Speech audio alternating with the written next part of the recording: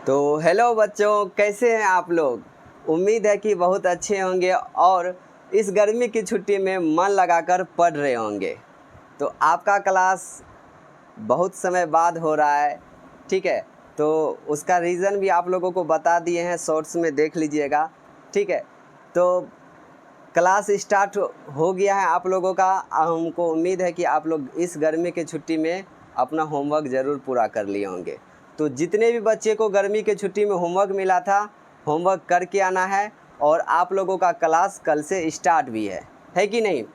तो चलिए, ये क्लास है क्लास 9th वाले बच्चों का। और क्लास 9th वाले बच्चों का हम पहला चैप्टर भी नहीं कंप्लीट किए थे अभी, ठीक है। लेकिन क्लास 10th वाले बच्चों का फर्स्ट चैप्टर कंप्लीट है। आप लोग उसको रिवाइज़ कर लिए होंगे। उम्मीद है कि क्लास 10th वाले बच्चे, जितने भी आपके बड़े भाई बहन होंगे, वो पढ़ रहे होंगे क्लास 10th वाले, ठीक है।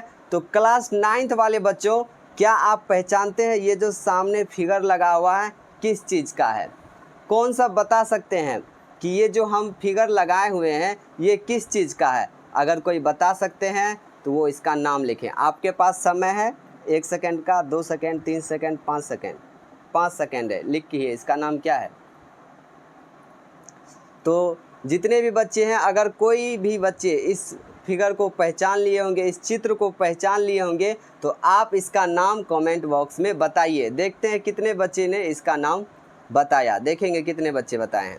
तो अब हम बताते हैं इसका नाम क्या है। आप लोग देख लीजिए, वैसे आप लोग जानते ही होंगे और एक बार में बता सकते हैं, है कि नहीं। आप लोगों को पता है, बताने की कोई ज़रूरत नहीं है, फिर भी बता देते हैं। जिसको नहीं पता होगा पता चल जाएगा। क्या आपको पता है? अच्छी बात है। चलिए, तो ये क्रोमोसोम की रचना का चित्र है, यानी क्रोमोसोम को हिंदी में क्या कहते हैं? गुणसूत्र कहते हैं कि नहीं।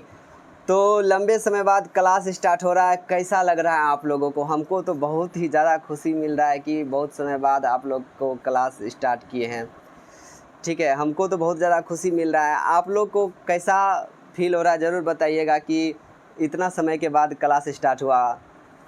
क्या जो भी क्वेश्चन है आप पूछ सकते हैं, ठीक है। जो भी क्वेश्चन आपको पूछना है आप पूछिए, कमेंट बॉक्स आपके लिए हमेशा खुला है, आप पूछिए, ठीक है। तो चलिए, आज के क्लास में हम लोग स्टार्ट करेंगे प्रोक्रियोटिक एवं यूक्रियोटिक सेल। प्रोक्रियोटिक एवं यूक्रियोटिक सेल। तो आप लोग हो जाइए तैयार। आप लोग क्या हो जाइए? तैयार। किस चीज़ के लिए? क्लास करने के लिए। तो क्या आप लोग तैयार हैं? तो आज का क्लास बहुत ही शानदार होने वाला है, क्योंकि आज के क्लास में हम 2 टॉपिक पढ़ेंगे एक ही क्लास में। 2 टॉपिक एक ही क्लास में आज कंप्लीट करने का हम कोशिश करेंगे। तो पहला टॉपिक क्या हो जाएगा? प्रोक्रियोटिक, और दूसरा हो जाएगा यूक्रियोटिक। तो प्रोक्रियोटिक के बारे में और यूक्रियोटिक के बारे में हम इसी क्लास में, इसी लेक्चर में पढ़ने का कोशिश करेंगे कि एक क्लास में हम कंप्लीट कर दें, ठीक है। तो चलिए शुरू कर देते हैं प्रोक्रियोटिक एवं यूक्रियोटिक के बारे में। बुक पढ़ने से पहले आपको थोड़ा बहुत ज़रूर पता होगा, क्लास 8 में भी बताए हैं कि प्रोक्रियोटिक क्या है, यूक्रियोटिक क्या है। एक बार फिर बता देते हैं ताकि क्या हो जाए, जो बच्चे भूल गए हैं, जिसके दिमाग से उतर गया है, छुट्टी में जो बच्चा खाता होगा सिर्फ सो जाता होगा, खाता होगा सोता होगा, उस सब बच्चों के लिए है कि नहीं। लेकिन आप तो पढ़ रहे हैं, क्या तो आपके लिए नहीं है। तो जो सब बच्चे खा के सिर्फ सो रहे हैं उनके लिए।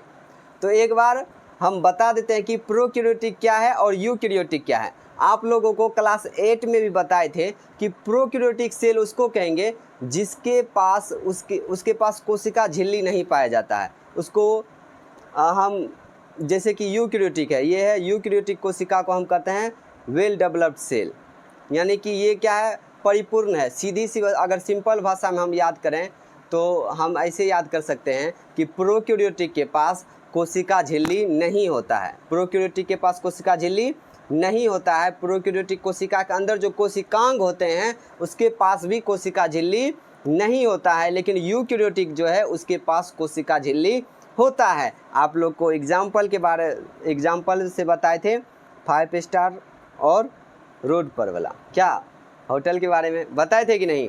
बहुत ही अच्छे से बता चुके हैं आप लोगों को प्रोक्रियोटिक और यूक्रियोटिक के बारे में। तो एक बार फिर से हम देख लेते हैं कि आपके बुक में भी क्या सब दिया हुआ है, ठीक है। तो क्लास 8 में जानना था ये सब बात, जो नहीं जान पाए, जो नहीं पढ़ पाए उसके लिए बता दिए, है कि नहीं। और जो बच्चे जानते हैं अच्छी बात है। चलिए तो स्टार्ट करते हैं। क्या लिखा हुआ है कि केंद्रक की रचना के आधार पर कोशिका दो तरह की होती है। केंद्रक के रचना के आधार पर कोशिका कितने तरह की होती है? दो तरह के। कितने तरह के? दो तरह की होती है। ऐसे कोशिका जिसमें केंद्रक झिल्ली नहीं होती है, बोल रहा है ऐसा कोशिका जिसमें केंद्रक झिल्ली नहीं होता है एवं वास्तविक केंद्रक नहीं होता है, उसके पास वास्तविक केंद्रक ही नहीं होता है, उसे प्रोकैरियोटिक सेल कहते हैं। उसके पास झिल्ली ही नहीं पाया जाता है। बताइए प्रोकैरियोटिक सेल का बताएं कि प्रोकैरियोटिक सेल के पास झिल्ली नहीं होता है, लेकिन यूकैरियोटिक सेल के पास झिल्ली होता है। यूकैरियोटिक सेल में जितने भी कोशिकांग होंगे वो झिल्ली के अंदर घिरे होंगे, लेकिन प्रोकैरियोटिक सेल में ऐसी बात नहीं है, इसके अंदर झिल्ली ही नहीं होता। इसका जो कोशिकांग होगा वो भी झिल्ली के अंदर घिरा हुआ नहीं होगा। ठीक है, तो प्रोकैरियोटिक में क्या है कि बोल रहा है कि ऐसा कोशिका जिसके पास केंद्रक झिल्ली नहीं होता है, वास्तविक केंद्रक ही नहीं होता है इसके पास। वास्तविक केंद्रक का क्या मतलब है? वास्तविक केंद्रक नहीं है, इसका क्या मतलब है? उसके केंद्रक में केंद्रक झिल्ली ही नहीं है। एक हम और चीज़ याद रख सकते हैं, इस तरीके से भी याद रख सकते हैं कि जैसे कि प्रोकैरियोटिक कोशिका, तो प्रोकैरियोटिक कोशिका को हम क्या बोल देंगे कि जिसके पास वास्तविक केंद्रक है वो हो गया यूकैरियोटिक कोशिका, जिसके पास वास्तविक केंद्रक नहीं है वो हो गया प्रोकैरियोटिक कोशिका। है कि नहीं? आसान आसान है कि नहीं? आसान है, पढ़ते रहिए। चलिए क्या है कि वास्तविक केंद्रक नहीं होता है उसको हम कह देते हैं प्रोकैरियोटिक कोशिका। क्या कह देते हैं? प्रोकैरियोटिक कोशिका। जैसे क्या? जैसे बोल रहा है जीवाणु, साइनोबैक्टीरिया, इनके स्पष्ट केंद्रक नहीं, केंद्रक क्षेत्र में केवल क्रोमेटिन पदार्थ रहता है। बोल रहा है कि जैसे जीवाणु, तुम भी एक जीवाणु हो, जैसे जीवाणु, साइनोबैक्टीरिया, बोल रहा है इनके स्पष्ट केंद्रक क्षेत्र में केवल क्रोमेटिन पदार्थ रहता है, वास्तविक केंद्रक नहीं होता है। ऐसे क्षेत्र को केंद्रक काय कहते हैं। क्या कहते हैं? ऐसे क्षेत्र को केंद्रक काय कहते हैं। अवास्तविक केंद्रक के अलावे प्रोकैरियोटिक कोशिका में झिल्ली से घिरे अंगक नहीं पाए जाते हैं। बोला है कि अवास्तविक केंद्रक, अवास्तविक केंद्रक मतलब समझ में आया?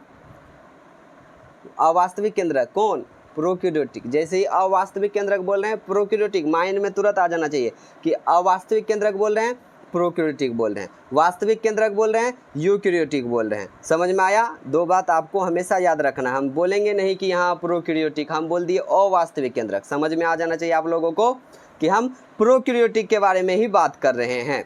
तो अवास्तविक केंद्रक के अलावे प्रोकैरियोटिक कोशिका में झिल्ली से घिरे अंगक नहीं पाए जाते हैं। आप लोग को पहले ही बताएं कि इसमें झिल्ली से घिरा हुआ अंगक नहीं पाया जाता है। तो ऐसे क्या, ऐसे देखते हैं आगे क्या है।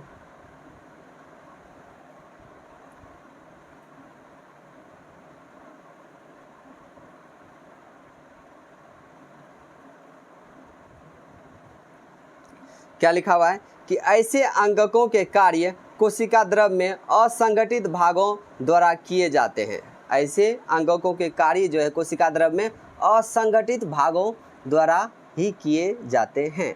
बोला कि वैसी कोशिका जिसमें केंद्रक पूर्ण रूप से विकसित, वैसी कोशिका जिसमें केंद्रक पूर्ण रूप से विकसित तथा झिल्ली से घिरा होता है। आपके दिमाग में आ रहा होगा कि हम किसका बात कर रहे हैं? आ रहा है कि नहीं? अगर किसी के दिमाग में आ रहा है तो उसको प्रोकैरियोटिक और यूकैरियोटिक समझ में आ चुका है, हम ऑफलाइन क्लास के बच्चे को जो पढ़ाए हैं। अगर किसी के दिमाग में, जैसे ही हम बोल रहे हैं, अगर उसके दिमाग में नाम आ रहा है, समझिए वो अच्छे से समझ गया है। ठीक है, वैसी कोशिका जिसमें केंद्रक पूर्ण रूप से विकसित तथा झिल्ली से घिरा होता है उसे हम क्या कहते हैं? यूकैरियोटिक कोशिका कहते हैं। किसके किसके माइंड में आया था नाम? किसके किसके माइंड में नाम आया था बताइए? जिसके माइंड में नाम आया था बताइए अपना नाम। चलिए, तो क्या बोल रहा है कि वैसी कोशिका जिसमें केंद्रक पूर्ण रूप से विकसित तथा झिल्ली से घिरा होता है क्या कहलाता है? यूकैरियोटिक कोशिका कहलाते हैं। साधारणतः यह सभी जंतुओं एवं पौधों में पाया जाता है। बोल रहा है यूकैरियोटिक कोशिका जो है साधारणतः यह सभी जंतुओं एवं पौधों में पाया जाता है। इन कोशिकाओं में झिल्ली से घिरे अंगक पाए जाते हैं। बोला इन कोशिकाओं में झिल्ली से घिरे अंगक पाए जाते हैं जो विशिष्ट कार्य को दक्षतापूर्वक संपादन करते हैं। बोल रहा है कि ये जो है कोई भी कार्य को करने में पूर्ण है। बोलता है कि दक्षतापूर्वक, दक्षतापूर्वक का क्या मतलब हुआ? दक्षतापूर्वक मतलब वो निपुण है किसी भी कार्य को करने में, कोई भी कार्य करेगा वो अच्छे से कर देगा। ठीक है, तो अब हम आगे देखते हैं कि क्या दिया हुआ है। चलिए, तो देखिए हम आपको बोले थे कि प्रोकैरियोटिक और यूकैरियोटिक इसी क्लास में ख़त्म करेंगे, तो और इस क्लास में ख़त्म करने का कोशिश भी करेंगे। तो अब स्टार्ट होगा बहुत ही अच्छा, समझ में आया? ध्यान से समझ लेना है इसको कि प्रोकैरियोटिक एवं यूकैरियोटिक में अंतर, प्रोकैरियोटिक और यूकैरियोटिक में अंतर ध्यान से अच्छे से समझ लेना है। सो के नहीं पढ़ना है। कोई बच्चा होगा जो इस मोबाइल ले लिया होगा, सो गया, उठ के बैठो और पढ़ो, है कि नहीं? उठ के बैठो और पढ़ो। ठीक है, तो प्रोकैरियोटिक एवं यूकैरियोटिक कोशिका में अंतर। तो चलिए शुरू करते हैं। ये क्या हो गया? तो पहला अंतर प्रोकैरियोटिक एवं यूकैरियोटिक में अंतर में पहला अंतर क्या है? यह खाद्य कोशिका का आकार छोटा, यह क्या बोल रहा है? यह आध कोशिका है, इसका आकार प्रायः छोटा होता है। यह आधा कोशिका है, इसका आकार प्रायः क्या होता है? छोटा होता है। यह 1 से 10 माइक्रोमीटर तक का होता है। कितना तक का होता है? प्रोकैरियोटिक कोशिका 1 से 10 माइक्रोमीटर का होता है, जबकि यूकैरियोटिक कोशिका 5 से 100 माइक्रोमीटर तक हो सकता है। तो सोचिए, प्रोकैरियोटिक जो था वो कितना? 1 से 10, लेकिन जो प्रोकैरियोटिक है वो प्रोकैरियोटिक 1 से 10 और यूकैरियोटिक 5 से 100। कलर बदल दे क्या? दिख नहीं रहा है? कलर बदल देते हैं। कौन सा कलर दें? बोलो बोलो बोलो। ब्लैक, ब्लैक क्या? चलिए, तो क्या बता रहे थे आप लोगों को? क्या बताए कि जो 1 से 10 माइक्रोमीटर रहेगा प्रोकैरियोटिक का, और 5 से 100 माइक्रोमीटर क्या आकार रहेगा यूकैरियोटिक कोशिका का। समझ में आया? तो यूकैरियोटिक कोशिका को हम विकसित कोशिका भी कहते हैं। यूकैरियोटिक कोशिका को हम विकसित कोशिका भी कहते हैं, और इसका आकार हमेशा बड़ा होता है। किससे बड़ा होगा? तो प्रोकैरियोटिक से तो हमेशा इसका आकार बड़ा ही होगा। समझ में आया? प्रोकैरियोटिक से हमेशा इसका आकार बड़ा होगा, और प्रोकैरियोटिक का आकार आपको बताया सीधा जाकर 1 से 10, और यूकैरियोटिक का 5 से 100, 5 से बोलो 100। ठीक है, तो आपको याद रखना है। ठीक है, तो दूसरा क्या है अंतर प्रोकैरियोटिक और यूकैरियोटिक में? तो दूसरा अंतर है वास्तविक केंद्रक अनुपस्थित। वास्तविक केंद्रक उपस्थित आप लोग को पहले ही बताए कि जो प्रोकैरियोटिक रहेगा उसमें वास्तविक केंद्रक मिलेगा नहीं। वास्तविक केंद्रक किसको कहते हैं? जिसके पास केंद्रक झिल्ली होता है। जिसके पास केंद्रक झिल्ली नहीं होता है उसको वास्तविक केंद्रक नहीं कहेंगे। बताए थे कि नहीं? तो वही बोल रहा है कि प्रोकैरियोटिक कोशिका में वास्तविक केंद्रक नहीं होता है। प्रोकैरियोटिक कोशिका में वास्तविक केंद्रक नहीं होता है, लेकिन यूकैरियोटिक कोशिका में वास्तविक केंद्रक होता है। यूकैरियोटिक कोशिका में वास्तविक केंद्रक होता है। केवल जीवाणु एवं साइनोबैक्टीरिया मौजूद। बोल रहा है कि प्रोकैरियोटिक का एग्जाम्पल जैसे जीवाणु, साइनोबैक्टीरिया, इसी सब में पाया जाएगा प्रोकैरियोटिक कोशिका। अगर यही बात हम यूकैरियोटिक का कर देते हैं तो सभी पादप एवं जंतुओं में मौजूद जितने भी पादप कोशिका हैं और जितने भी जंतु कोशिका हैं सभी के अंदर यूकैरियोटिक कोशिका पाए जाते हैं। समझ में आया? बोलो रे, समझ में आया? चलो ठीक है, तो उसके बाद हम देखते हैं चौथा पॉइंट। कितना पॉइंट? चौथा। उससे पहले ये बताइए कि प्रोकैरियोटिक का आकार लगभग कितना होगा? हमको देखना नहीं है, चोरी नहीं करना है, ईमानदारी से। अगर किसी को अगर जैसे ही हम क्वेश्चन पूछे अगर आंसर आ गया तो वेरी गुड। अच्छा, आप लोग अच्छे से क्लास देख रहे हैं। उम्मीद है कि आप लोग अच्छे से ही क्लास देख रहे होंगे और मन में आ गया होगा। तो प्रोकैरियोटिक कोशिका का आकार आप लोग को पहले बता दिए 1 से 10 माइक्रोमीटर, और उसके बाद यूकैरियोटिक का 5 से 100 माइक्रोमीटर बता दिए थे। क्लियर हम अगर इस कलर को लाल कर दें तो कितना अच्छा होगा, बताओ, होगा कि नहीं? तो ठीक है, तो चलिए उसके बाद हम देखते हैं चौथा पॉइंट। चौथा पॉइंट में क्या बोल रहा है कि केंद्रक नहीं पाया जाता है। क्या बोल दिया ये? केंद्रक है, केंद्रिका है, केंद्रिका, वही तो हम बोले कि केंद्रकी नहीं, गायब, तो कैसे चलेगा? केंद्रिका नहीं पाया जाता है। क्या नहीं पाया जाता है? केंद्रिका नहीं पाया जाता है। किसमें? प्रोकैरियोटिक कोशिका में, लेकिन यूकैरियोटिक कोशिका में केंद्रिका पाया जाता है। सोचो, केंद्रक नहीं पाया जाता, खत्म में कहानी। केंद्रिका नहीं पाया जाता है किसमें? प्रोकैरियोटिक कोशिका में, और यूकैरियोटिक कोशिका में केंद्रिका पाया जाता है। बोल रहा है कि केवल एक क्रोमोसोम पाया जाता है। प्रोकैरियोटिक कोशिका में केवल एक क्रोमोसोम पाया जाता है। और क्या यूकैरियोटिक कोशिका में भी ऐसा होगा? बिल्कुल नहीं। यूकैरियोटिक कोशिका में अनेक क्रोमोसोम, अनेक, यूकैरियोटिक कोशिका में अनेक क्रोमोसोम पाए जाते हैं। ठीक है, चलिए आगे देखते हैं।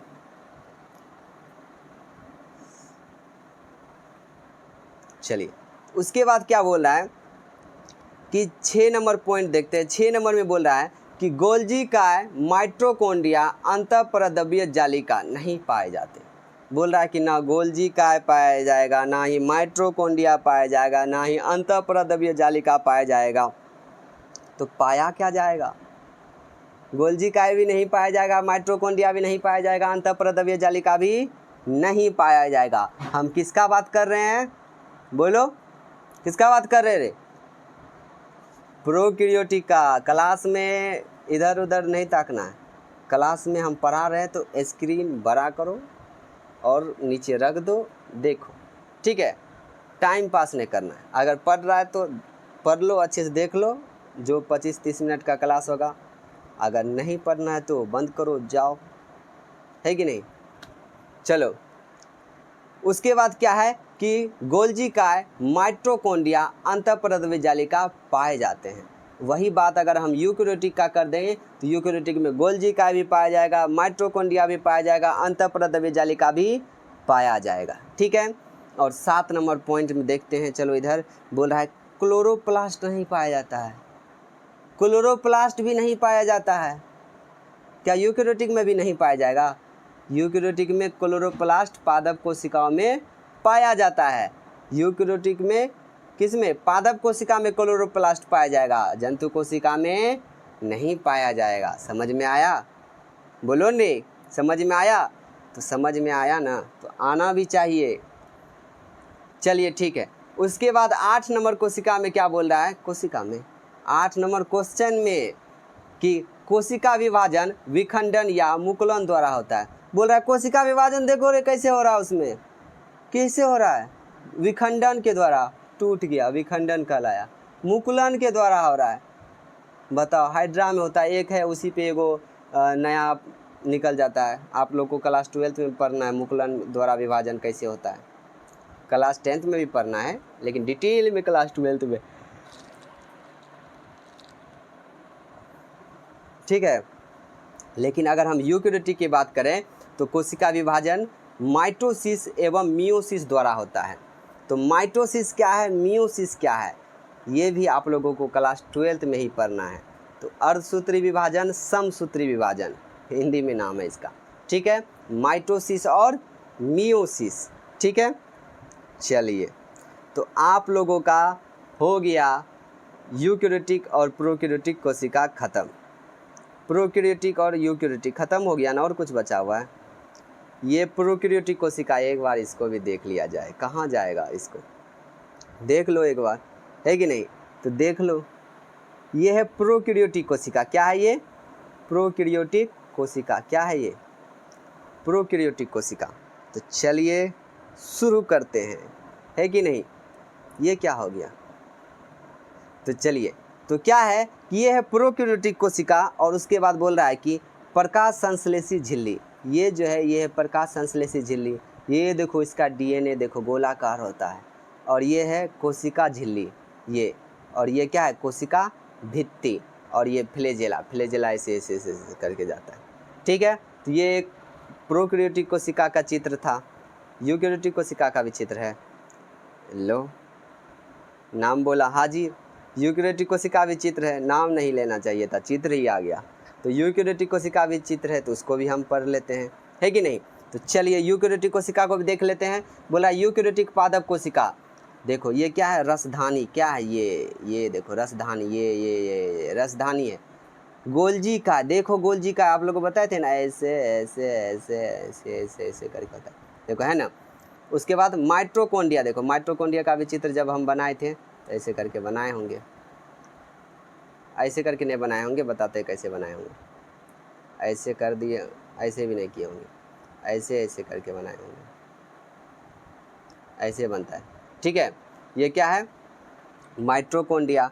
उसके बाद ये देखो क्लोरोप्लास्ट, क्लोरोप्लास्ट भी जब बताए होंगे तब आप लोगों को बताए होंगे। थाइलोकोइड, ग्रेना, ये सब के बारे में बताएंगे, ये इससे जुड़ा हुआ रहता है। बताए थे कि नहीं, थाइलोकोइड ग्रेना के बारे में आप लोग पढ़े हैं कि नहीं, बताइए, पढ़े हैं ना। उसके बाद ये क्लोरोप्लास्ट हो गया कि नहीं। उसके बाद क्लोरोप्लास्ट हो गया, ये है कोशिका द्रव। ये क्या है, कोशिका द्रव। कोशिका के अंदर जो द्रव पाया जाता है उसको क्या कहते हैं, कोशिका द्रव। उसके बाद ये देखिए अंतःप्रद्रव्य जालिका, ये है अंतःप्रद्रव्य जालिका, ये है कोशिका झिल्ली। उसके बाद ये है कोशिका भित्ति, ये इस सब को तो आप लोग जानते ही हैं, ये कोशिका झिल्ली आप लोग जानते ही हैं। क्रोमेटिन, क्रोमेटिन यहाँ पे है। तो कुछ कुछ को आप जानते थे, कुछ को आप नहीं जानते थे, और हम बता के कर दिए, क्लियर कर दिए कि नहीं। तो क्या आप लोगों का प्रोकैरियोटिक और यूकैरियोटिक में और भी कोई डाउट है? अगर आपको किसी भी तरह का डाउट है प्रोकैरियोटिक और यूकैरियोटिक कोशिका से रिलेटेड कोई भी क्वेश्चन, तो आपके लिए कमेंट बॉक्स खुला हुआ है। आप लोग क्वेश्चन लिखिए, आपको आंसर मिल जाएगा, या वीडियो के माध्यम से या हम कमेंट में ही आंसर दे देंगे, ठीक है। समझ में आया।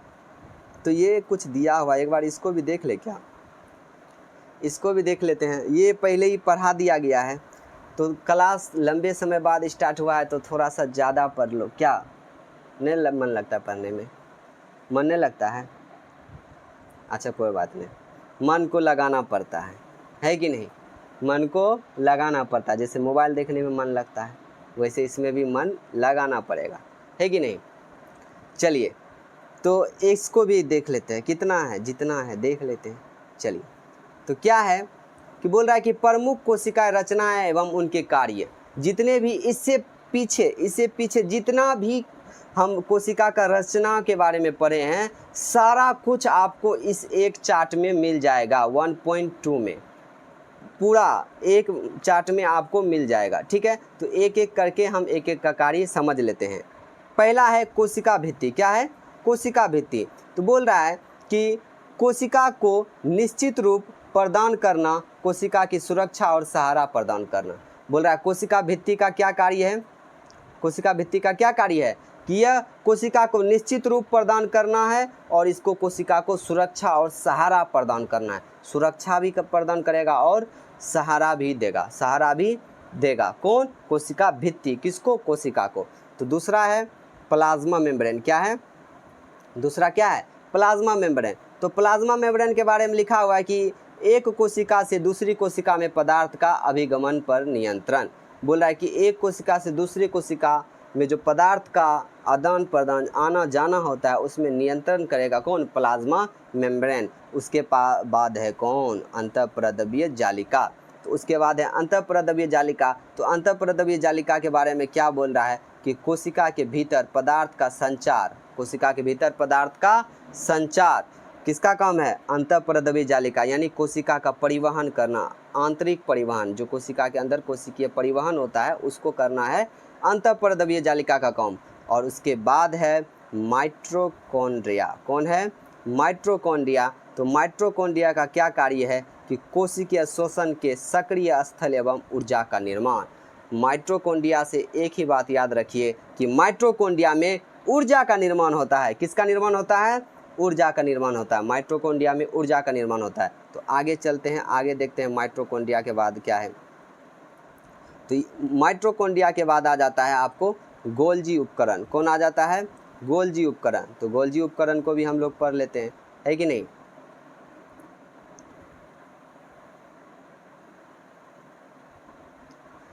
अच्छे से नहीं हो रहा है रे,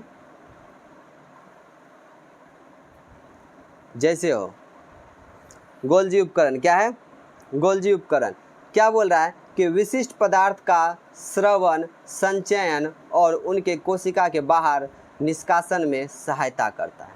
बोल रहा है जो गोल्जी उपकरण है वो कोई भी पदार्थ, विशिष्ट पदार्थ कोई भी नहीं, जो विशिष्ट पदार्थ है, जो सेलेक्ट किया हुआ उसका पदार्थ, उसके श्रवण, संचय और उनके कोशिका से बाहर निष्कासन में सहायता करता है। क्या करता है?